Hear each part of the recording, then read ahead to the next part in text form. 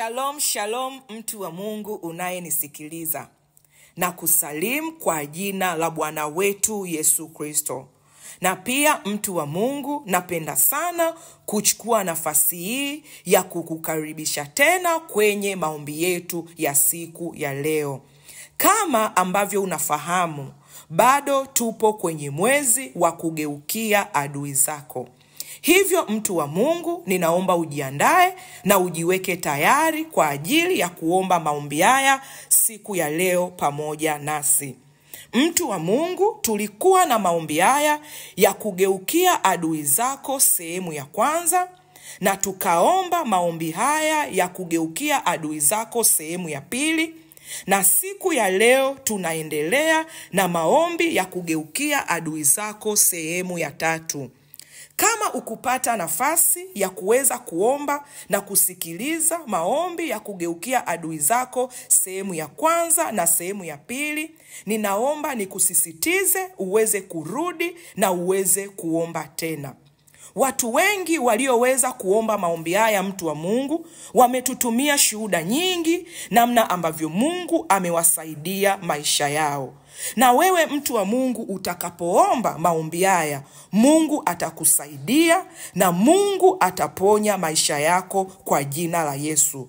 Shuhuda zetu tumetuma kwenye magrupu yetu ya WhatsApp na tumeposti kwenye peji yetu ya Instagram. Hivyo mtu wa Mungu, utaziangalia na wewe utaona namna ambavyo Mungu anatutendea. Bwana Yesu asifiwe sana. Ninaomba tuombe ili tuweze kuendelea mbele. Baba, katika jina la Yesu Kristo, Mungu tunakushukuru kwa ajili ya uaminifu wako. Mungu tunasema asante kwa ajili ya rehema zako na neema yako ambayo umetupa tena leo watoto wako. Muda huu Mungu wangu tunajiweka wakfu kwa ajili ya maombi haya. Mungu, ninaomba ukatusaidie tena siku ya leo. Tunapoenda kuomba haya maombi, ukafungue maisha yetu, ukaponye maisha yetu na ukatusaidie.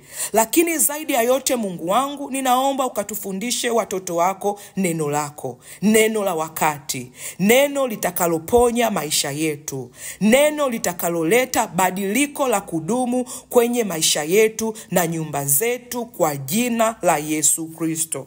Amen. Amen, amen. Pendwa msikilizaji, kama ambavyo nimekuambia, leo tunaendelea na somo la maombi ya kugeukia adui zako sehemu ya tatu. Mtu wa Mungu, ndani ya mwezi huu bado tunasimama na neno ambalo linatoka kwenye Samueli wa kwanza sura ya 17 mstari wa 44 mpaka wa 45. Neno la Mungu linasema hivi: Mfilisti akamwambia Daudi, njoo huku kwangu, nyama yako nitawapa ndege wa angani na wanyama wa mwituni. Ndipo Daudi akamwambia yule Mfilisti, wewe unanijia mimi na upanga na fumo na mkuki, bali mimi ninakujia wewe kwa jina la Bwana wa majeshi, Mungu wa majeshi ya Israeli uliowatukana. Mtu wa Mungu, watu wengi tunalijua hili andiko. Daudi alikuwa anapigana na Goliati. Na huyu Goliati, mtu wa Mungu, alimwambia maneno haya Daudi ya kwamba njoo huku kwangu, nyama yako nitawapa ndege wa angani na wanyama wa mwituni. Kwa hiyo mtu wa Mungu, ukimwangalia Daudi, Goliati alikuwa ni adui yake. Na huyu adui kwa Daudi alikuwa anamtishia sana ya kwamba atamuua, ya kwamba atammaliza. Na haya ndio maneno ambayo Goliati Mfilisti anamwambia Daudi ya kwamba njoo huku kwangu, nyama yako nitawapa ndege wa angani na wanyama wa mwituni. Maana yake nini? Daudi, nitakuua. Daudi, nitakumaliza. Daudi hauna nguvu. Bwana Yesu asifiwe.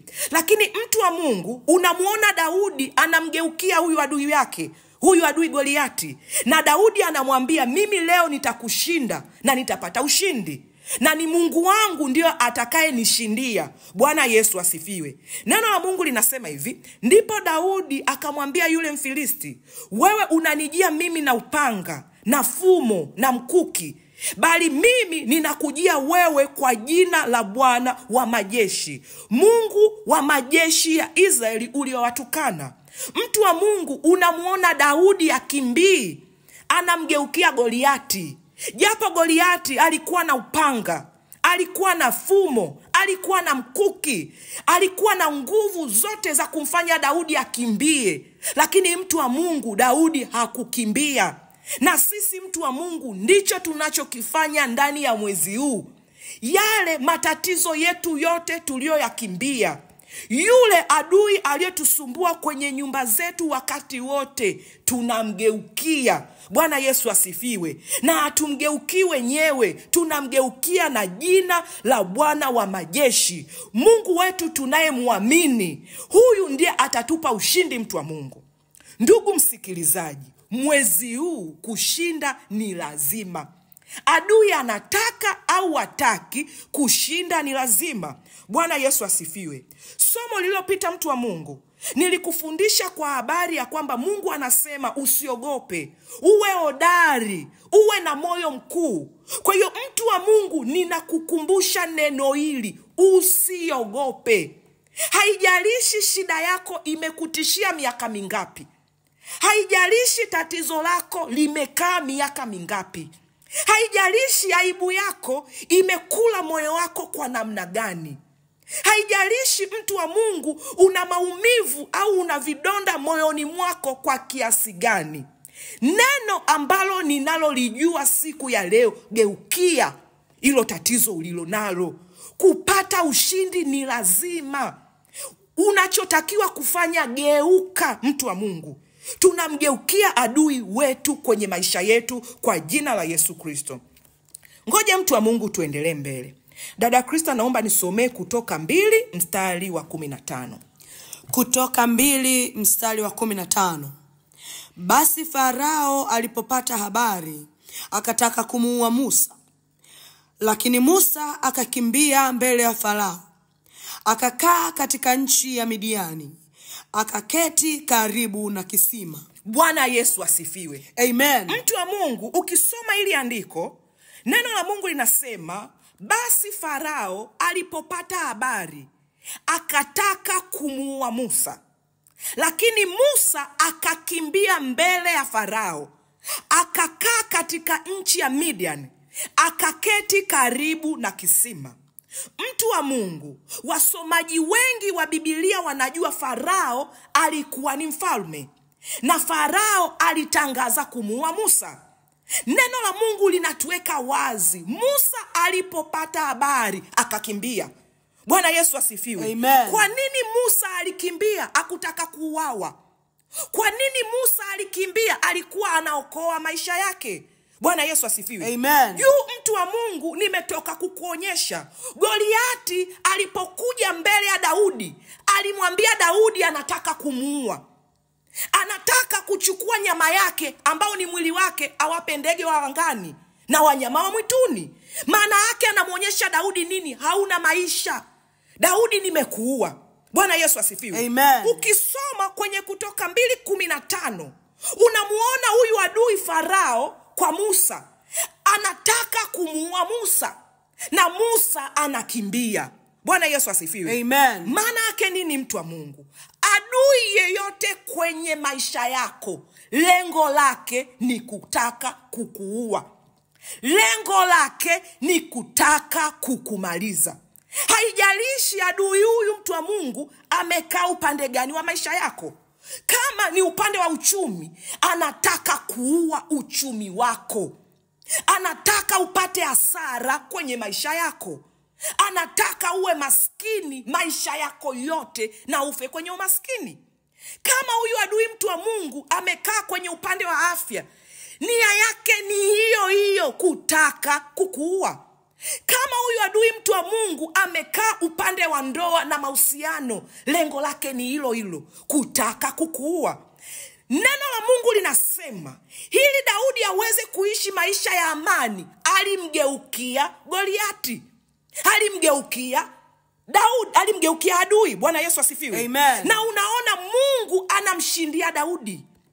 Mtu wa Mungu, ukisoma kwenye Kutoka 2:15, unamuona Farao anataka kumuua Musa, na Musa anakimbia. Bwana Yesu asifiwe. Amen. Ninayo maana kubwa kwa nini ninakuletea hii mistari miwili, mtu wa Mungu. Nataka unielewe sana. Nifuatilie kwa makini mno, mtu wa Mungu. Nakwambia maisha yako hayatakuwa kama yalivyokuwa. Amen. Tatizo lilokuwa linakula maisha yako miaka yote litaondoka baada ya maombi haya. Amen. Naomba tuendelee mbele kidogo. Dada Krista, naomba nisomee Kutoka 3 mstari wa 7 mpaka wa 10. Kutoka 3 mstari wa 7 mpaka wa 10. Bwana akasema, hakika nimeyaona mateso ya watu wangu walioko Misri, nami nimekisikia kilio chao kwa sababu ya wasimamizi wao, maana nayajua maumivu yao. Nami nimeshuka ili niwaokoe na mikono ya Wamisri, niwapandishe kutoka nchi ile hata nchi njema, kisha pana, nchi ijayo maziwa na asali, hata mahali pa Mkanaani na Muiti na Mwamori na Mperizi na Mhivi na Myebusi. Basi tazama, kilio cha wana wa Israeli kimenifikiria, tena nimeyaona hayo mateso ambayo Wamisri wanawatesa. Haya basi, nitakutuma sasa kwa Farao, ili upate kuwatoa watu wangu hao wana wa Israeli katika Misri. Bwana Yesu asifiwe. Amen. Bwana Yesu asifiwe. Amen. Mtu wa Mungu, Mungu atapigana vita yako. Amen. Kushinda ni lazima. Amen. Ukisoma kwenye hili andiko, mtu wa Mungu, neno la Mungu linasema hivi: Bwana akasema, hakika nimeyaona mateso ya watu walioko Misri, nami nimesikia kilio chao kwa sababu ya wasimamizi wao, maana nayajua maumivu yao. Nami nimeshuka ili niwaokoe na mikono ya Wamisri, niwapandishe kutoka nchi ile hata nchi njema, kisha pana, nchi ijayo maziwa na asali, hata mahali pa Mkanani na Mhiti na Mwamori na Mperizi na Mhivi na Myebusi. Basi tazama, kilio cha wana wa Israeli kimenifikiria, tena nimeyaona hayo mateso ambayo Wamisri wanawatesa. Haya basi, ninakutuma sasa kwa Farao, ili upate kuwatoa watu wangu hao wana wa Israeli kutoka Misri. Bwana Yesu asifiwe. Amen. Mtu wa Mungu, Musa alikimbia kwa Farao. Musa alimuona Farao anataka kumuua, kwa hiyo aliamua kujiokoa nafsi yake asiangamie. Na Musa alipokimbia, aliacha kila kitu nyuma yake. Aliwaacha ndugu zake, aliacha kila kitu, mtu wa Mungu. Kwa nini alikimbia? Hajiokoe na mkono wa Farao. Lakini neno la Mungu linasema ya kwamba wana wa Israeli waliendelea kuteseka. Wana wa Israeli waliendelea kuumia, na Mungu akasikia maumivu yao. Mungu akasikia kilio chao. Kwa hiyo Mungu akashuka, anataka kuwaokoa. Alipokuwa anataka kuwaokoa, Mungu anamfuata aliyekimbia. Bwana Yesu asifiwe. Amen. Anamfuata Musa huko Midiani. Musa alitoka Misri, alikimbilia Midiani. Alimkimbia Farao kwa sababu anataka kumuua. Na Mungu aliona ya kwamba Farao anataka kumuua Musa. Amen. Na Mungu alimuona Musa amekimbia, mtu wa Mungu. Lakini sasa Mungu anapotaka kuwasaidia, Mungu anapotaka kushambulia adui wa wana wa Israeli, anamfuata Musa aliyekimbia. Amen. Anamwambia Musa, najua umekimbia Misri, lakini geuka. Amen. Musa, najua unatakiwa kuuliwa na Farao, lakini geuka. Amen. Najua Farao ana majeshi wengi. Najua Farao ana nguvu. Najua Farao ana upanga, ana fumo, ana mikuki, lakini Musa, geuka. Amen. Bwana Yesu asifiwe. Amen. Mtu wa Mungu, kwa nini mwezi huu Mungu amekwambia geukia adui zako? Adui wale ambao umekimbia, adui wale ambao walikuwa wanataka kuua maisha yako, adui ambao wamekutishia imani yako, wametishia amani yako, adui waliokuliza miaka mingi na umelia sana, mtu wa Mungu. Mungu amesikia kilio chako. Mungu anapotaka kukusaidia, Mungu anakuambia hivi: huwa hatukimbii. Amen. huwa tunageuka. Amen. Bwana Yesu asifiwe. Amen. Mungu anamwambia hivi, hakika nimeona mateso ya watu wangu walioko Misri. Mtu wa Mungu, kwa nini Mungu anataka ugeuke? Hakika ameyaona mateso kwenye nyumba yako. Amen. Hakika ameyaona mateso kwenye maisha yako. Neno la Mungu linasema hivi, nami nimesikia kilio chao kwa sababu ya wasimamizi wao, maana nayajua maumivu yao.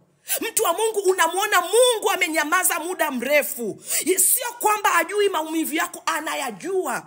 Na muda umefika, Mungu anajua huu ndio muda sahihi. Wewe mwenye maumivu, wewe mwenye uoga, wewe mwenye kuliogopa tatizo, wewe ambaye umesema basi sasa hii ndoa naiacha, basi sasa huu maskini wacha utuue, basi sasa haya magonjwa wacha yanimalize. Mungu amekuja kwenye masikio yako, anakwambia geuka. Amen. Geuka, kwa sababu kushinda ni lazima. Amen. Inawezekana mwanzo ulikuwa unapigana hii vita peke yako. Inawezekana mwanzo ulikuwa umjui Mungu wako vizuri. Inawezekana mwanzo kuna jambo mtu wa Mungu ulilisahau. Inawezekana mwanzo ulikuwa ujui ya kwamba unatakiwa kuwa hodari. Amen. Kuwa na moyo wa ushujaa. Amen. Haijalishi hofu iko ndani ya moyo wako, inakwambia hauwezi. Bwana Yesu asifiwe. Amen. Neno moja ninalolijua, mtu wa Mungu, Biblia yangu inaniambia hivi, Mungu ndio akamfuata Musa Midian. Musa alikuwa amekimbia. Tena mtu wa Mungu, ukirudi kwenye maandiko utaona ya kwamba Musa alipata kazi. Alikuwa anachunga kondoo baba mkwe wake. Alipata mke. Alizana mtoto. Maana yake nini? Maisha yaliendelea. Musa anasahau ya kwamba hata yupo adui alitaka kuniua, nimekimbia. Mtu wa Mungu, adui hajafa. Adui bado anawatesa ndugu zako. Amen. Adui bado anakula kizazi chako. Amen. Adui bado anakula uzao wako. Adui bado anakula vitu vyako, mtu wa Mungu. Kuna mipaka hauwezi kuvuka kama hautageuka. Kuna mahali hauwezi kufika kama hautageuka. Amen. Hauwezi kutimiza ndoto ulionayo kama hautageuka. Ndio maana Mungu anakwambia geuka. Amen. Haijalishi umesikia nini kwenye ardhi ambayo umezaliwa. Haijalishi umepewa taarifa gani kwa habari ya nyumba yenu, ya kabila lenu, ya kwamba huku kijijini huu ndio utaratibu. Watu wote tunaabudu kwa mizimu ili tuwe salama. Ili upate kazi lazima uchinje mbuzi, lazima umwage damu. Bila hivyo hakuna kazi, mtu wa Mungu. Umechinja mbuzi, umemwaga damu, lakini mpaka leo hakuna kazi. Lakini Mungu amekuja anakwambia, nimeyaona maumivu yako. Amen. Nimeyaona mateso yako. Kuna wengine mmekimbia, mmehama miji, mmehama vijiji, mmehama mikoa, mmehama nchi, lakini maumivu yale yale. Vitu ulivyokosa ukiwa hapa ndivyo umevikosa ukiwa huko. Watu wale walokuumiza wakiwa huku ndio umepata watu wale wengine, mtu wa Mungu, wanakuumiza vile vile. Bwana Yesu asifiwe. Amen. Mateso ni yale yale, location ndio tofauti. Bwana Yesu asifiwe. Amen. Maumivu ni yale yale, watu ndio tofauti. Nini kipo, mtu wa Mungu? Kwenye ulimwengu wa roho kuna adui. Bwana Yesu asifiwe. Amen. Kuna ushuhuda mmoja, mtu wa Mungu, nimefanikiwa kuposti. Kuna mtu alinitumia huo ushuhuda, akasema alikuwa kwenye maombi, anaomba maombi ya kugeukia adui zake. Anasema akiwa anaomba, katikati ya maombi, anasema akasikia mlango umefunguliwa. Na alikuwa ananiambia, dada Melebi, najua milango yote nimefunga. Anasema akiwa anaomba yale maombi, amefumba macho, alitaka kufumbua. Anasema hofu kubwa ilimshika. Lakini akiwa anaendelea kuomba, Roho Mtakatifu alikuwa anamwambia, usifumbue macho, endelea kuomba. Anasema yule mtu akamfikiria akiwa na nyundo. Anasema alikuwa anataka kumpiga kichwa chake. Bwana Yesu asifiwe. Amen. Yule dada, mtu wa Mungu, ananiambia alitaka kukimbia. Alitaka kuacha maombi. Yeye alikuwa anaomba tu, Mungu geukia adui wa maisha yangu. Mungu, nina shida. Ananiambia, dada Melebi, nilikuwa sijui kama nina adui. Nani aliyekuja kwenye nyumba yangu? Anasema akiwa anaendelea kuomba, akagundua kumbe adui hamuoni. Bwana Yesu asifiwe. Amen. Maana yake nini? Kwenye yale maombi ndio adui akawamuoni. Amen. Sasa jiulize, alikuwa anaingia mara ngapi nyumbani kwake akijua amefunga milango. Na nikaweza kuongea naye, nikamuuliza ulikuwa unasikiaje? Anasema hivi, nilikuwa nasikia hivi waziwazi, mlango unafunguliwa, mtu anatembea, namuona kivuli. Anasema alinisimamia karibu yangu, ameshika nyundo. Anasema nilifumba macho kwa nguvu na tetemeka. Roho Mtakatifu ananiambia endelea kuomba. Amen. Anasema huku nasikia sauti yako inaomba, nimeweka ile clip ya maombi. Anasema nikaomba, ghafla namuona ananitafuta, hanioni tena. Amen. Nikasema Mungu wangu, adui yangu ni nani? Bwana Yesu asifiwe. Amen. Mtu wa Mungu, unapomgeukia adui yako, utakapoligeukia hilo tatizo lako, utashangaa vitu vinavyoibuka. Amen. Kuna aina ya maadui unao ulikuwa uwajui. Bwana Yesu asifiwe. Amen. Yule mwanangu ananiambia, kwa hiyo dada Melebi, adui yangu ni nani? Nikamwambia wewe ndio ulimuona adui yako, huku mimi nitamjuaje? Mtu wa Mungu, unapogeukia adui yako, Mungu ndiye anapigana na adui yako. Amen. Bwana Yesu asifiwe. Amen. Kuna ushuhuda mwingine, huyu mtu wa Mungu tumeposti. Huyo mtu anasema aliomba mpaka alfajiri. Anasema alipotoka aende jikoni, nafikiri akajitengeneze chai, anasema anamuona nyoka mkubwa jikoni. Aliweza kunipigia picha na kunichukulia video, mtu wa Mungu. Mtu wa Mungu, yule mtu ananiuliza, huyu nyoka jikoni ametokea wapi? Maana yake alikuwa anafanya nini kwenye jiko langu? Alikaa muda gani kwenye jiko langu? Niliomba maombi ya kugeukia adui, nyumba yangu ikiwa safi. Nikiwa najua adui yangu ni uchumi. Nikiwa najua adui yangu ni mahusiano. Nilikuwa namuomba Mungu anifungue.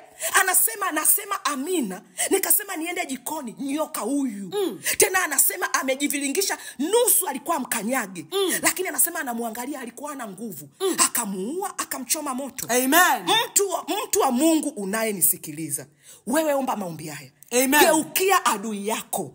Tatizo unaloliona kwenye biashara yako, utakapoomba utashangaa vitu ambavyo Mungu atakufunulia. Amen. Kuna watu wengine uko nao ni karibu, kumbe ndo adui. Wameenda kwa waganga, wamekuroga. Ndio hizo changamoto, mtu wa Mungu, zimeingia. Utakapoomba, mtu wa Mungu, Mungu atalitoa tatizo lako, lakini Mungu atamuua adui. Amen. Manake nini? Baada ya hapo hauna tena lile tatizo. Amen. Unajikuta unapata mpenyo kwenye kila eneo. Amen. Bwana Yesu asifiwe. Amen. Bwana Yesu asifiwe. Amen. Ngoja tuendelee mbele kidogo. Mtu wa Mungu, ukisoma mstari wa 9, neno la Mungu linasema hivi, basi tazama, kilio cha wana wa Israeli kimenifikiria.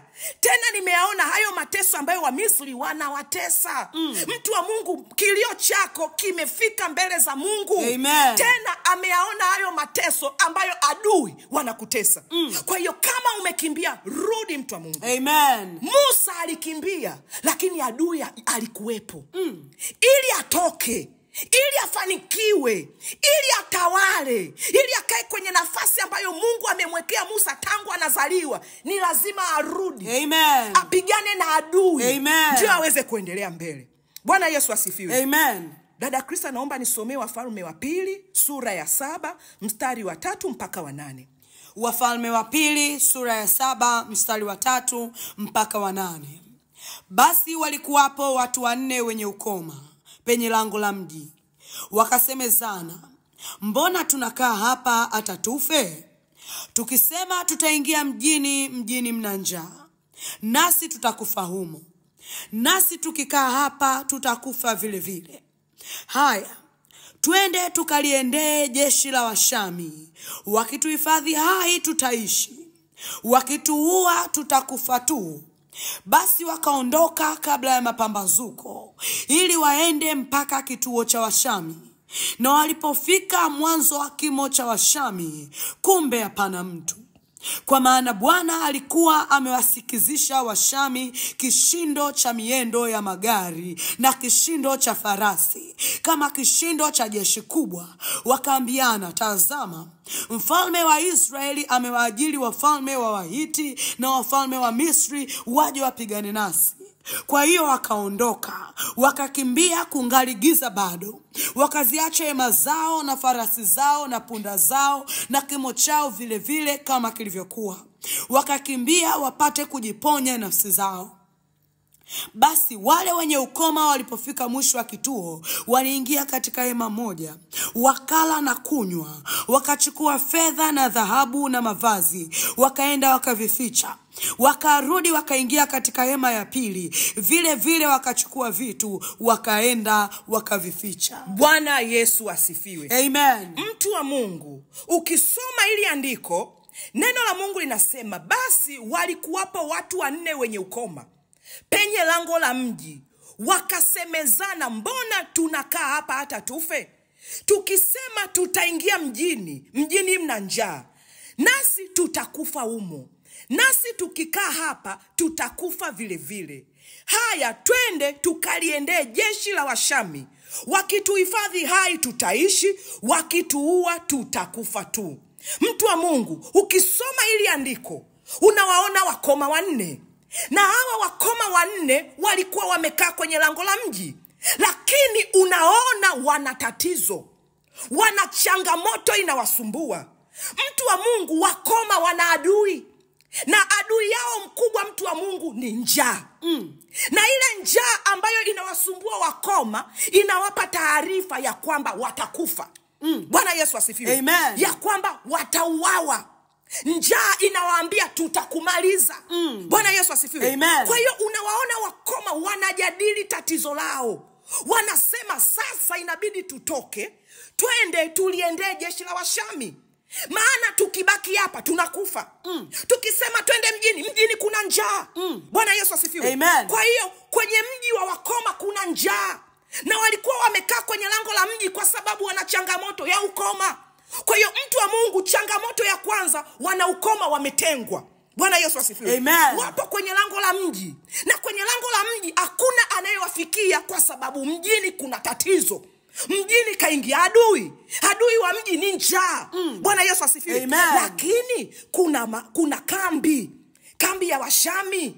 Wana adui mwingine. Bwana Yesu asifiwe. Amen. Yule adui mwingine wa Washami ni adui wa nchi nzima ya Israeli. Bwana Yesu asifiwe. Amen. Kwa hiyo wanasema ili tupone tumwelekee adui. Adui ni adui yetu. Kwa hiyo akituona atatuua. Bwana Yesu asifiwe. Amen. Basi akituhifadhi hai tutapona. Tukikaa hapa adui njaa atatuua. Tukienda kule adui wa Shami atatuua. Tunatakiwa kufanya nini? Kwa hiyo mtu wa Mungu, unawaona wakoma wanajadili. Wakoma wamegoma kufa.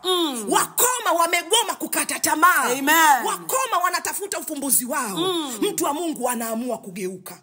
Wanasema tumgeukie adui mkuu wa Shami. Kule kwa adui kuna chakula. Kule kwa adui ataweza kutuua au ataweza kutusaidia. Bwana Yesu asifiwe. Amen. Kwa hiyo mtu wa Mungu, ukiangalia mstari wa 3 na wa 4, unaona wakoma wanafanya hayo maamuzi. Twende kwenye mstari wa 5. Neno la Mungu linasema hivi, basi wakaondoka kabla ya mapambazuko. Bwana Yesu asifiwe. Amen. Unamuona wakoma wanaamua kuchukua hatua. Wanaendea jeshi la Washami. Wanawaendea maadui wanaotaka kuua mji mzima.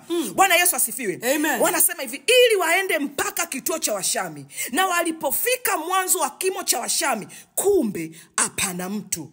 Bwana Yesu asifiwe. Amen. Mtu wa Mungu, ukisoma mstari wa 6, neno la Mungu linasema hivi, kwa maana Bwana alikuwa amewasikizisha Washami kishindo cha mienendo ya magari na kishindo cha farasi, kama kishindo cha jeshi kubwa. Wakaambiana, tazama, mfalme wa Israeli amewaajiri wafalme wa Wahiti na wafalme wa Wamisri waje wapigane nasi. Mtu wa Mungu, ukikimbia siku zote tatizo lako, utapata matatizo. Angalia kitu ambacho wakoma wanafanya. Wanasema tunamwelekea adui. Tunamgeukia adui. Tuwe hodari na moyo wa ushujaa.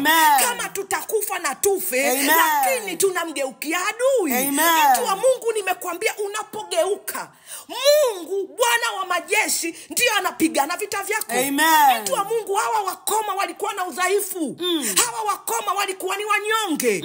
Hawa wakoma walikuwa hawajui kupigana vita. Lakini wakiwa wanaenda, mtu wa Mungu, unamuona Mungu anatangulia kwa adui. Amen. Bwana Yesu asifiwe. Amen. Maadui wanakimbia. Wakoma wakiwa wanatembea, maadui wanasikia kishindo cha farasi. Tena wanaambizana wanaona kitu ambacho hakipo. Wanasema jeshi la Wahiti, jeshi la Wamisri limekuja. Wana wa Israeli wametutafutia jeshi waje watupige, tukimbie. Mtu wa Mungu, unapogeuka, Amen, Mungu anapigana na adui zako. Amen, Mungu anajeruhi adui zako. Amen, Mungu analiondoa tatizo lako. Amen. Mungu anamwambia Musa, twende kwa Farao. Farao najua alikuwa anataka kukuua Musa, ulikuwa peke yako. Amen. Lakini leo tunarudi wote. Amen. Mtu wa Mungu, sehemu ya pili ya maombi haya nilikwambia kwa habari ya Esther. Esther alisema ombeni, niombeeni na mimi nitaenda kwa mfalme kinyume na sheria. Amen. Mfalme alipomuona Esther, alimwambia Esther njoo. Alimuonyesha fimbo ya dhahabu. Amen. Mtu wa Mungu, unapogeuka tu, ushindi unao. Amen. Mtu wa Mungu, umekimbia muda mrefu. Umekimbia hayo madeni. Hujui kumbe kuna majini yamekaa kwenye mifuko yako. Yanatoboa mifuko yako. Yanatoboa uchumi wako. Yanakula kipato chako. Mtu wa Mungu, hata ukikimbia mahali ulipo, ukienda kufanya kazi sehemu nyingine, madeni yataambatana na wewe. Ili uweze kuyashinda, geuka. Amen. Unasema mbona haya madeni ni makubwa? Mungu atawasikilizisha Washami kishindo cha jeshi kuu. Amen. Mtu wa Mungu, wakoma walipofika kwenye ile kambi, hakuna mtu. Lakini kuna nini? Kuna chakula. Amen. Lakini kuna nini? Kuna mali. Amen. Mtu wa Mungu, usiangalie udhaifu ulionao. Usiangalie unyonge ulionao.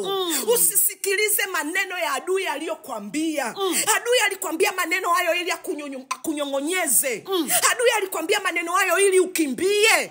Mtu wa Mungu, geukia tatizo ulilonalo. Amen. Haijalishi watu walikukataa. Haijalishi watu walikusukuma nje. Haijalishi walikutendea mabaya. Neno la Mungu linasema wale wakoma, mtu wa Mungu, walikuwa wadhaifu. Na sio tu wadhaifu, wakati wanafanya maamuzi ya kugeuka, walikuwa na njaa. Manake njaa ilikuwa inataka kuwaua. Amen. Na sauti ya njaa ilikuwa kubwa. Kwa hiyo mtu wa Mungu, mpaka sauti ya njaa inawaambia kwamba mkibaki hapa mtakufa. Manake nini? Wakoma walianza kutetemeka. Njaa kali. Wakiwa na njaa yao, mtu wa Mungu, waliliendea jeshi la Washami. Manake nini? Walikuwa wanatembea wakiwa wadhaifu. Mungu aliangalia moyo wa uhodari waliokuwa nao. Mungu aliangalia imani yao. Ndio maana neno la Mungu linasema hivi, ukiwaambia mlima huu ng'oka, wala usione shaka moyoni, ukaamini, mtu wa Mungu, hakika yatatukia. Manake wakoma walifanya kitu gani? Waliangalia mlima. Mlima mbele yao ulikuwa ni nini? Jeshi la Washami. Wakasema hivi, hauwezi kuambia mlima ukiwa umeupa kisogo. Hauwezi kupigana na adui ukiwa umekimbia. Amen. Hauwezi kupigana na adui, mtu wa Mungu, ukiwa umekata tamaa. Najua unayo maumivu mengi. Najua umeacha, mtu wa Mungu. Amen. Bwana Yesu asifiwe. Amen. Najua, mtu wa Mungu. Neno la Mungu linasema hivi, wakoma walipofika, mtu wa Mungu, hawakuonekana tena. Hawaoni wakoma wakiwa wanakimbia. Wakoma walipofika, Washami hawakuonekana tena. Amen. Wakoma wangesema basi tukimbie, twende kule mjini ambapo hakuna chakula tukafe. Walikataa kufa. Walikataa aibu. Walikataa kukaa pale. Mtu wa Mungu, waliendelea, mtu wa Mungu. Amen. Hawakukimbia tatizo lao. Amen. Hawakulikimbia tatizo lao. Amen. Hawakukimbia unyonge waliokuwa nao. Wakaenda. Tena yamkini walikuwa labda wanasema, tukifika pale tutawaambiaje?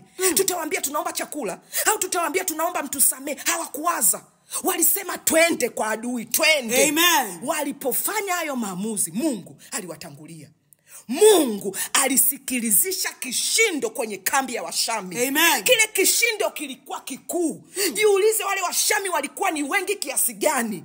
Walikuwa ni jeshi kubwa kiasi gani? Lakini wakakimbia. Tena walikimbia kwa haraka kiasi cha kwamba hawakuchukua kitu chochote. Hawakuchukua kitu chochote. Manake nini? Mungu aliamua kukana wakoma. Amen. Aliamua kuwapa wakoma mali zao. Amen. Aliamua kuwapigania wakoma. Amen. Lakini Mungu akuwapigania mpaka alipowaona wamegeuka. Amen. Mtu wa Mungu, neno la Mungu linasema Daudi alimwambia mfalme Sauli ya kwamba mimi mtumishi wako nilikuwa nikichunga kondoo za baba yangu, alipokuja simba na dubu kuiba kubeba mifugo yangu, kuchukua kondoo. Anasema naligeuka.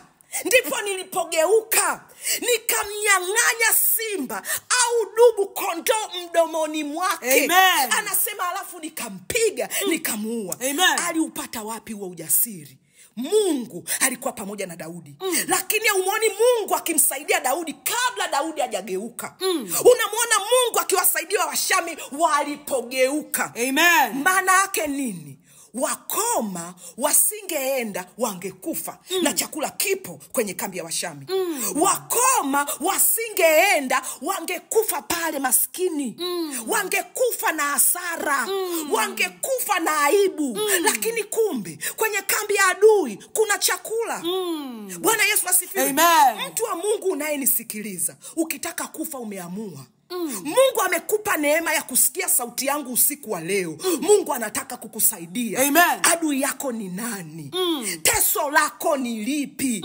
Umekimbia vya kutosha, geuka. Amen. Liambia hata kama niliomba jana, hata kama niliomba miezi iliyopita, lakini nakugeukia. Amen. Mimi nitashinda hakika. Amen. Mimi nitaweza hakika. Amen. Maamuzi waliofanya wakoma waliokoa mji mzima wa Israeli. Waliokoa nchi nzima ya Israeli, kwa sababu kule mjini kulikuwa na njaa. Na njaa ilikuwa imeanza kuua watu. Ukisoma maandiko, mtu wa Mungu, mpaka walianza kuuza kinyesi, mtu wa Mungu, ya kwamba wanakipima. Bwana Yesu asifiwe. Walikuwa wanakula mpaka nyama za watu wengine. Bwana Yesu asifiwe. Njaa ilikuwa kali, mtu wa Mungu. Wakaamua, wakasema tutakufa hapa. Lakini maamuzi ya wakoma walikomboa mji mzima. Amen. Neno la Mungu linasema, dada Kristo naomba nisomee huo mstari wa 8.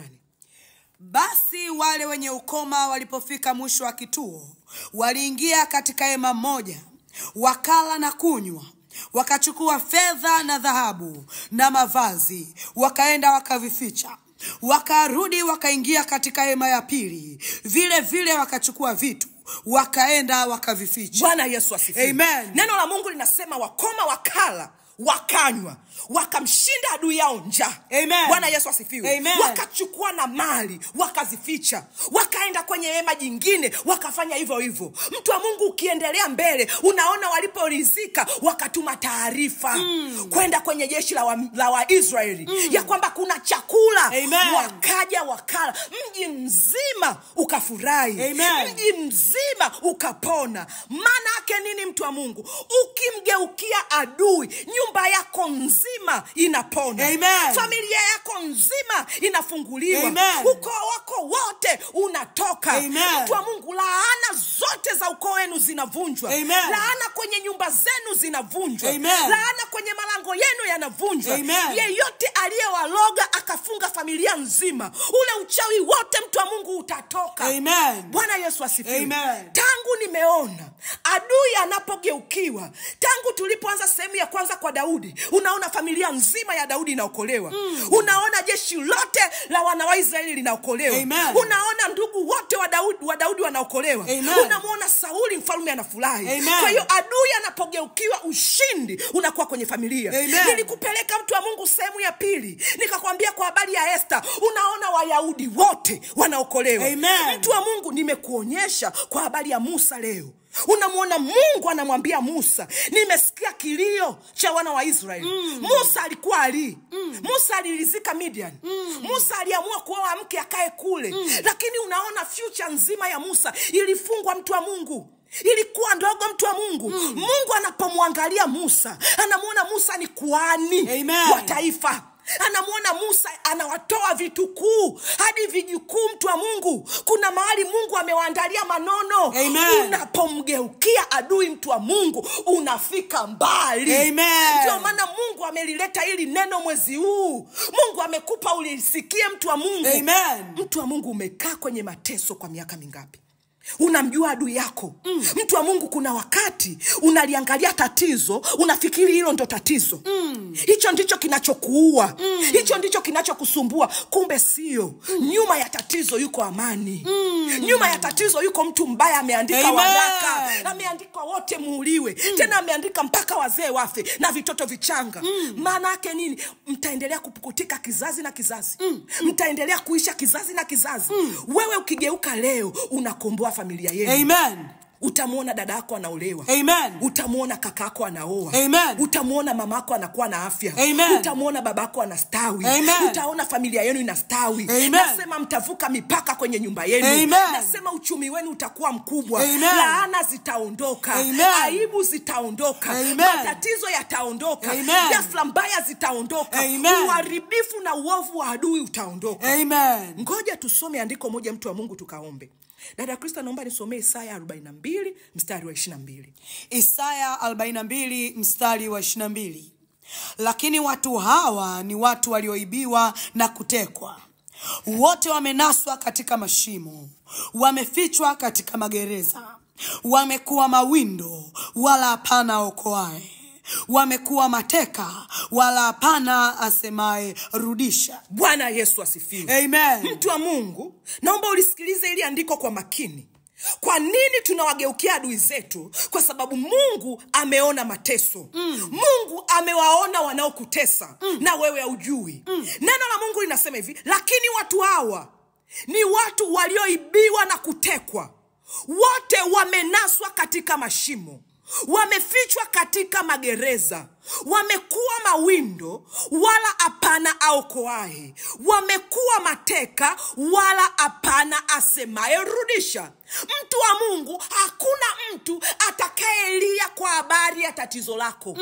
Hakuna mtu atakayeomba kwa habari ya wewe kuwa huru. Neno la Mungu linasema hapana asemaye rudisha. Mtu wa Mungu, hakuna atakayesimama badala yako aseme rudisha. Anayetakiwa kusema rudisha ni wewe.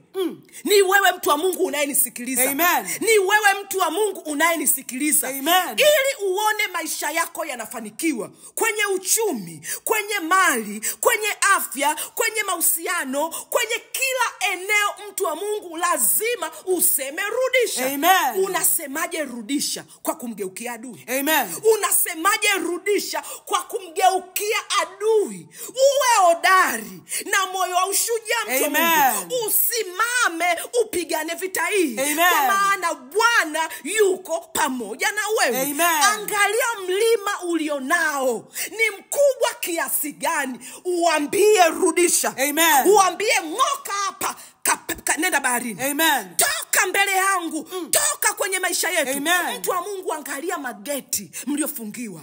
Mtu wa Mungu, mmefungwa minyororo, familia yenu nzima. Mmefungwa kamba. Wengine mmefungwa kwenye mibuyu. Wengine mkiota ndoto mmefichwa kwenye vyumba vyenye giza. Bwana Yesu asifiwe. Mmechukuliwa mateka. Mmekuwa mawindo. Hakuna mahali unaenda. Mtu wa Mungu, juzi kuna baba alinipigia simu. Alikuwa ananiambia, binti yangu nafanya kazi nzuri sana. Napata kipato kizuri. Lakini sikioni. Kila kinapokuja kwenye mikono yangu kinapukutika chote. Anasema matatizo juu ya matatizo. Anasema sifanyi kitu chochote. Bwana Yesu asifiwe. Maana yake nini? Amekuwa mawindo. Nguvu za giza zinawinda uchumi wake. Ya kwamba zimeingia sasa tuzile. Zimefika sasa tuzipukutishe. Bwana Yesu asifiwe. Maana yake nini? Yupo adui, mtu wa Mungu. Amekuweka mateka. Amekunasa. Amekuficha kwenye magereza. Mtu wa Mungu, sema rudisha mwenyewe. Pambana na huyo adui, mwambie matatizo basi. Mwambie adui shetani basi. Mimi na familia yangu tunatoka. Mtu wa Mungu, nimekwambia ndani ya mwezi huu kushinda ni lazima. Kesi yako lazima iishe. Matatizo yako lazima yaishe. Niliomba na yule baba, mtu wa Mungu, na Mungu amemsaidia. Bwana Yesu asifiwe. Yupo adui, kazi yake ni kutoboa matobo kwenye nyumba yako. Anatoboa kwenye afya. Anatoboa kwenye uchumi. Anatoboa kwenye amani. Anatoboa kwenye utulivu. Anatoboa kila kitu. Mungu akiangalia anasema hivi, lakini watu hawa ni watu walioibiwa na kutekwa. Wote wamenaswa. Wote wameweka kwenye mashimo. Hapana hapana, asemaye rudisha. Leo hii tunamgeukia adui. Tunamwambia rudisha mali zetu, rudisha afya zetu, rudisha uchumi wetu, rudisha watoto wetu, rudisha ujasiri wetu, rudisha kumtumikia Mungu kwetu, rudisha tumaini letu. Mtu wa Mungu, nenda mbele za Mungu, mshukuru Bwana. Baba, katika jina la Yesu Kristo tunakushukuru kwa rehema zako, tunakushukuru kwa ajili ya neno lako ambalo umeliachilia kwenye malango yetu. Tunakushukuru Mungu Mwokozi, maana umekusudia kutufungua. Tunakushukuru Mungu wetu, tunasema asante mbele zako. Tunakushukuru mwaminifu, tunakushukuru katika jina la Yesu Kristo. Mtu wa Mungu, sema Bwana Yesu, Bwana Yesu, usiku wa leo niko mbele zako, ninaomba unipe utayari ndani yangu wa kuweza kugeuka. Usiku wa leo nimeamua naligeukia tatizo langu. Unipe utayari ndani ya moyo wangu, unipe utayari kwenye mikono yangu, unipe utayari kwenye miguu yangu. Ninaomba unisaidie. Leo hii ninageuka. Leo hii ninaliangalia tatizo langu. Ninarudi kwenye chanzo cha tatizo. Ninamgeukia adui yangu. Lakini Mungu, weka utayari ndani yangu. Weka utayari ili niweze kupigana hii vita kwa jina la Yesu. Mtu wa Mungu, omba utayari. Baba, katika jina la Yesu Kristo ninakuja mbele zako, ninaomba utayari wa kugeuka, utayari. Weka utayari ndani yangu ili niweze kugeukia tatizo langu. Mungu nisaidie, nisikimbie. Mungu nisaidie, nisikimbie. Weka utayari ndani ya moyo wangu, weka utayari kwenye miguu yangu, weka utayari kwenye kinywa changu ili niweze kusema rudisha, ili niweze kusema rudisha. Usiku wa leo nasema rudisha kila adui aliyechukua afya yako. Nasema rudisha kila adui aliyechukua uhuru wangu. Nasema rudisha kila mahali waliponiweka. Natoka leo kwa jina la Yesu, ninatoka kila mahali waliponichukua mateka. Ninatoka kwa jina la Yesu. Nasema rudisha kwa jina la Yesu. Natoka kwenye giza, kwa jina la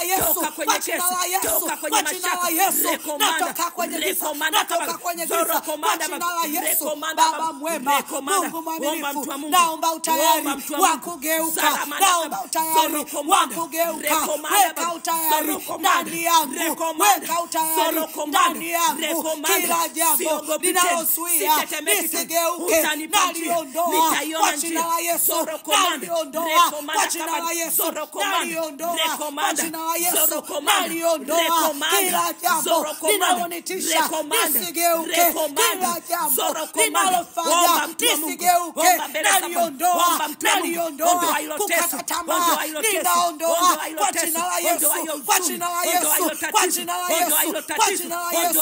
Usiku wa leo ninageuka kwa jina la Yesu, ninageuka kwa jina la Yesu, ninageuka kwa jina la Yesu, ninageukia tatizo langu, ninamgeukia yule adui, ninamjia kwa jina la Bwana, namgeukia kwa jina la Bwana, namgeukia kwa jina la Bwana, ninamshinda kwa jina la Bwana wa majeshi, ninamshinda kila adui kwa jina la Bwana wa majeshi. Kwa jina la Bwana wa majeshi namgeukia adui, kwa jina la Bwana namgeukia adui, ninamshinda kwa jina la Bwana, ninampiga kwa jina la Bwana, ninamshinda kwa jina la Yesu. Sema Bwana Yesu. Bwana Yesu, neno lako linasema ukasikilizisha kishindo kwenye kambi ya adui. Usiku wa leo ninaomba kishindo chako kwenye kambi ya adui zangu. Ninaomba kishindo chako kisikike kwenye tatizo langu, kwenye tatizo langu.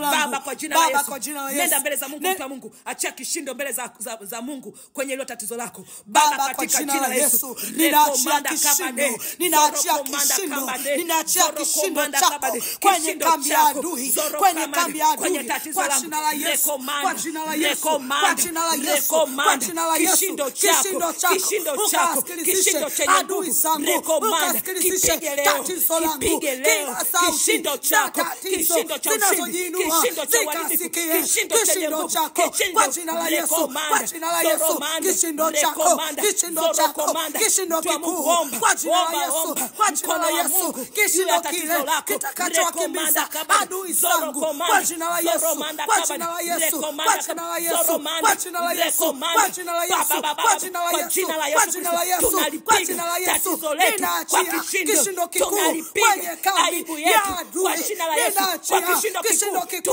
kwenye tatizo hilo mbele yangu, kwa jina la Yesu, kwa jina la Yesu.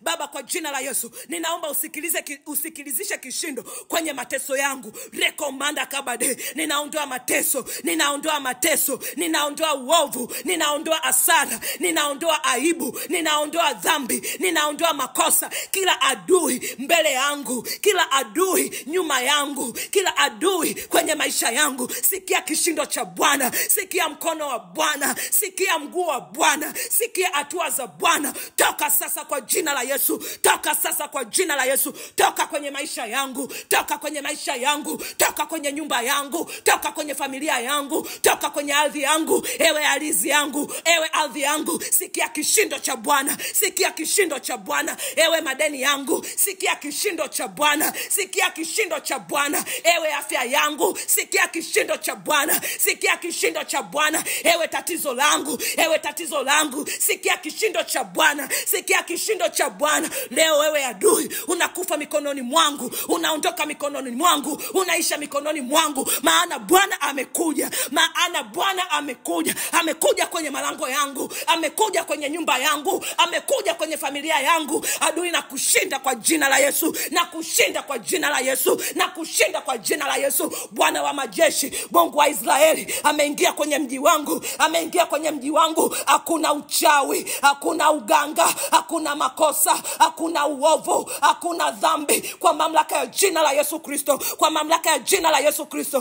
kila adui yangu, kila adui kwenye maisha yangu, sikia hicho kishindo, kishindo cha Bwana kinatikisa misingi, kinatikisa misingi. Kila laana za kurithi za kwenye familia zilizoniingiza kwenye makosa, zilizoniingiza kwenye aibu, zilizonifunga kwenye mibuyu, zilizoniingiza kwenye kesi, sikia kishindo, kishindo cha Bwana wa majeshi, kishindo cha Bwana wa vita. Rekomanda kabade, zoromanda kabade. Ninakemea hizo changamoto, ninaziamuru zitoke sasa, zitoke sasa, zitoke sasa.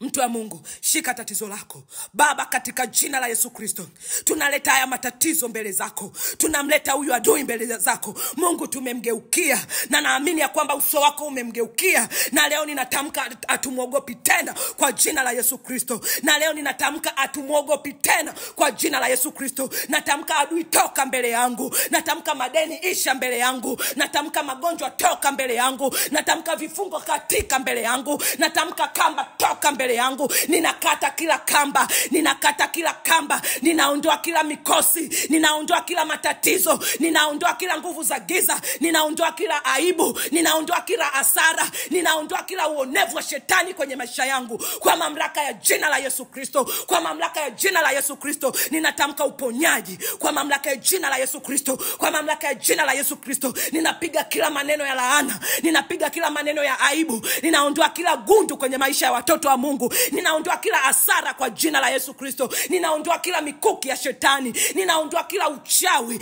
ninaondoa kila aibu, ninaondoa kila uovu, ninaondoa kila nguvu za giza katika jina la Yesu Kristo, katika jina la Yesu Kristo. Leo hii ninageukia pornography na masturbation, leo hii ninageukia ndoto mbaya, leo hii ninageukia ndoto za majini mahaba, leo hii ninageukia kila addiction, leo hii ninageukia kila makosa, leo hii ninageukia kila magonjwa, leo hii ninageukia kila ubaya, leo hii ninageukia kila madeni, leo hii ninageukia kila umaskini, leo hii ninageukia kila harufu mbaya, leo hii ninageukia kila uongo kwenye maisha yako. Nasema toka kwa jina la Yesu Kristo, toka kwa jina la Yesu Kristo, toka kwa watoto wa Mungu, toka kwenye ardhi ya watoto wa Mungu, toka kwenye nyumba zao, toka kwa jina la Yesu Kristo. Toka nguvu za giza, toka nguvu za majini, toka nguvu za mapepo, toka kwa jina la Yesu Kristo, toka kwa jina la Yesu Kristo, toka kwa jina la Yesu Kristo. Kila adui ninamweka wazi, ninamweka kweupe. Natamka ushindi kwenye nyumba yako, natamka ushindi kwa kishindo kwenye nyumba yako. Neno la Mungu linasema wakoma walishinda, Washami wakakimbia. Natamka majeshi ya mapepo wabaya wamekimbia, natamka wachawi wamekimbia, natamka migogoro imekimbia, natamka uonevu wa adui umekimbia kwa mamlaka ya jina la Yesu Kristo. Natamka uzima kwenye nyumba yako, natamka afya ya kudumu kwenye nyumba yako, natamka utetezi wa Mungu usio wa kawaida kwenye nyumba yako. Natamka kesi yako imekwisha, hakuna kesi tena kwa mamlaka ya jina la Yesu Kristo. Mtu wa Mungu, shika sadaka yako. Baba, nakushukuru. Asante kwa sababu umetushindia. Asante kwa sababu kushinda ni lazima. Mungu, hata wale adui ambao sijawataja, ninawaweka kwako kwenye ulimwengu wa roho.